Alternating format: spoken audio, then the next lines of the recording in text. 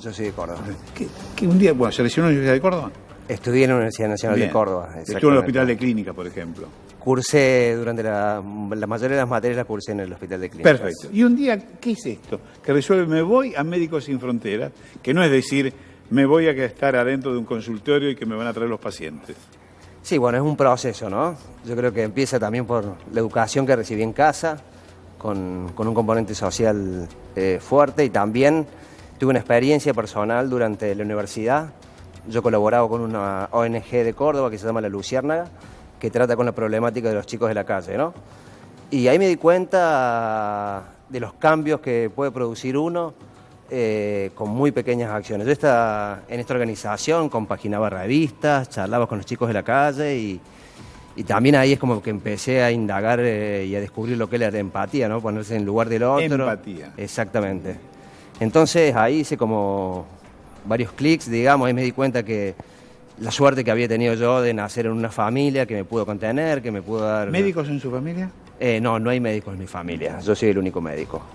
Entonces ahí me di cuenta de la suerte que tenía yo de poder, digamos, tener acceso a la educación, y había otra gente que no tenía esa suerte.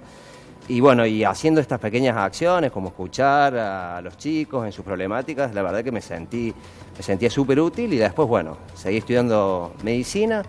Y después escuché a alguien que fue a la facultad a hablar al pabellón Argentina de la Universidad Nacional de Córdoba, a hablar sobre Médicos Sin Fronteras, y dije, ahí quiero estar yo. Dije, bueno, era como que juntaba mi vocación de ir a estar con los más olvidados y ejercer mi profesión, y dije, esto es lo máximo, como un sueño, y bueno, y sigo todavía. ¿Y ahí fue a...?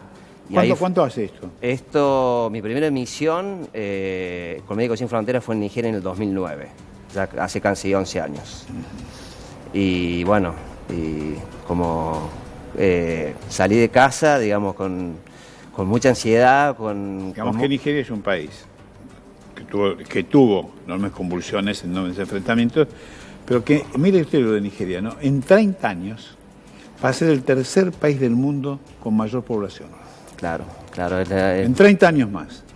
Va a ser China o India. Claro. Y tercero. Y actualmente es la ciudad más densamente poblada de África, ¿no? Así es.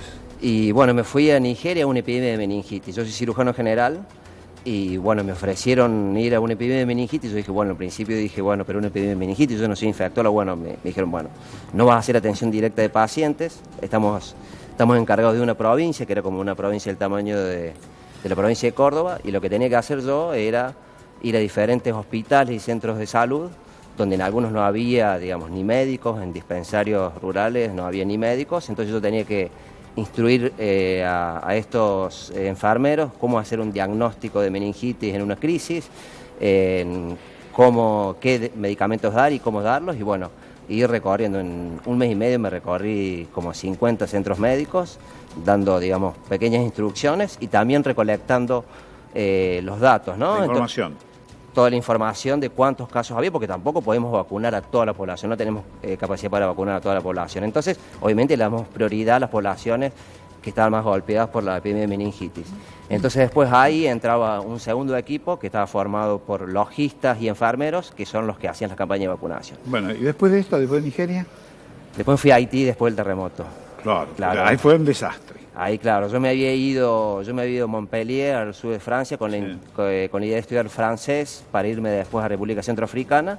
Bueno, Médicos Sin Fronteras, una de las características que uno tiene que tener es la flexibilidad. Es decir, trabajamos en una organización de acción humanitaria donde las cosas cambian todos los días y los planes cambian. Es el plan, pero ahora se modificó porque pasó tal cosa. Fue así tal cual. Yo estaba estudiando francés y me llamaron y me dijeron, había ocurrido pero ahí servía un terremoto. poco francés en Haití.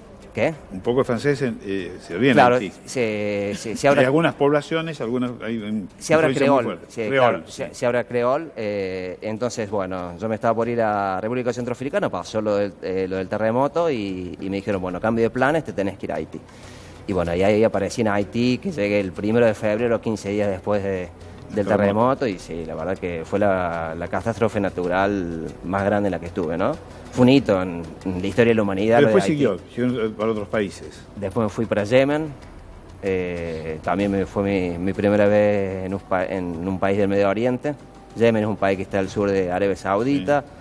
uno de los países más pobres árabes, y en ese momento yo me fui antes de la primavera árabe, al sur, donde había unos grupos separatistas que estaban luchando por su independencia, y fui a trabajar en un hospital donde había un quirófano que no se utilizaba hace 10 años porque no había ningún cirujano. Entonces fuimos a apoyar ese hospital. No es que no hubiera ese pacientes, no había cirujanos. No había cirujanos, ¿no? Y el quirófano estaba bastante bien equipado, digamos, al lado de otros quirófanos que he visto, digamos, como que la estructura estaba bien, pero... esta población quedaba como aislada porque cuando había algunos conflictos, entonces se cerraba la ruta y esta población no tenía otro hospital. O sea que los heridos no quedaron a la deriva. ¿Y hay miedo? Miedo, la verdad que no. Personalmente no tengo miedo, no me da miedo, obviamente, que uno sabe a dónde va. Yo cuando entré en la organización, lo primero que uno le dicen, y yo que soy cirujano general, en las entrevistas para ver... Está bien, pero por ahí la enfermedad no me da miedo. Los tiros me dan miedo. Lo que pasa es que Médicos Sin Fronteras uno trabaja también con un equipo muy profesional, donde hay gente, digamos, nosotros cuando en un conflicto armado no es que vemos la necesidad y vamos porque está la necesidad. Antes de instalarnos en un lugar, el jefe de misión y otros integrantes de Médicos Sin Fronteras se contacta con las partes involucradas en el conflicto y tienen que tener el visto bueno de ellos para nosotros poder actuar. Tenemos que tener una mínima garantía, si no, no intervenimos. No ser partícipes del conflicto, sino no somos un lugar neutral que se va a dedicar exactamente, a la atención nosotros médica. vamos a atender pacientes, no tomamos... ¿Hay muchos médicos? Y de argentinos. Argentinos, entre médicos y no médicos, porque Médicos Sin Fronteras también trabaja personal no médico, como financieros, como arquitectos, enfermeros. Enfermeros, bueno, enfermeros, técnicos de laboratorio, licenciados de recursos humanos. En actividad ahora habrá alrededor de 80, 90. ¿Y en total cuántos son los médicos? Y en total, personal internacional, por ejemplo, el año pasado Médicos Sin Fronteras envió aproximadamente 3.500 expatriados, que le llamamos al personal internacional, que trabajamos juntamente con casi 35.000 trabajadores contratados localmente. Digamos, nosotros somos una minoría que va a trabajar con personal que ya está en los lugares. ¿Y ahora qué hace? ¿Qué vino? ¿Vino de vacaciones? Ahora sí, yo digamos... ¿Cuánto hacía que no venía? No, yo la última misión estuve en Nigeria también. Mi última misión fue en Nigeria y estuve trabajando hasta noviembre, un par de meses, y ahora me quedo unos meses acá y en mayo hay posibilidad de volver a Nigeria de vuelta. Eso estoy bien. ¿Y sigue siendo el cirujano? Ejerciendo yo acá no trabajo, acá no trabajo en Argentina, ¿no? Yo después de que terminé mi residencia en cirugía general, empecé a trabajar en Médicos Sin Fronteras y me desarrollé como un cirujano humanitario, no me desarrollé acá. Así que al principio, cuando viví en Córdoba, trabajaba con un equipo de cirujanos de cabeza y cuello, ayudándolos en las cirugías, y después ya cuando me moví de acá, trabajo 2 o 3 meses, descanso 2 o 3 meses y así es. Ajá. Así llega mi equilibrio, digamos. ¿Hay alguna idea de dónde puede ser el próximo destino? Nigeria. Nigeria de vuelta. Pero también se puede alterar. También se puede alterar. Sí, totalmente. En las zonas de conflicto, lograr estos acuerdos, aquellos que se enfrentan a menos que por las armas, no es una tarea sencilla porque por ahí no lo consiguen ni siquiera los dirigentes políticos, ni los diplomáticos, ni las organizaciones políticas internacionales. Hablo concretamente de Naciones Unidas.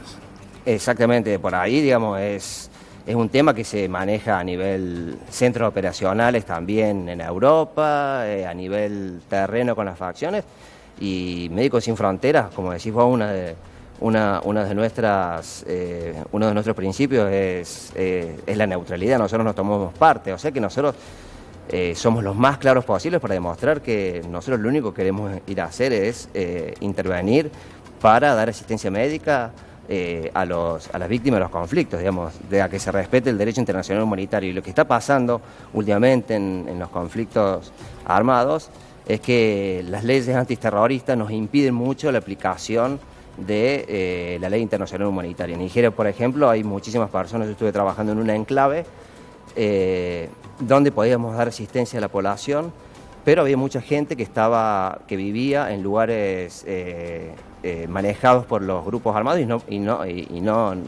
podemos acceder. Y bueno, la verdad que eso es sumamente frustrante, pero bueno, es un trabajo día a día. La lucha de los principios nuestros, neutralidad, imparcialidad, es una lucha día a día que en los conflictos armados se ve a flor de piel. Doctor, muchas gracias. Muchísimas gracias. Muchísimas gracias a usted. Gracias a usted.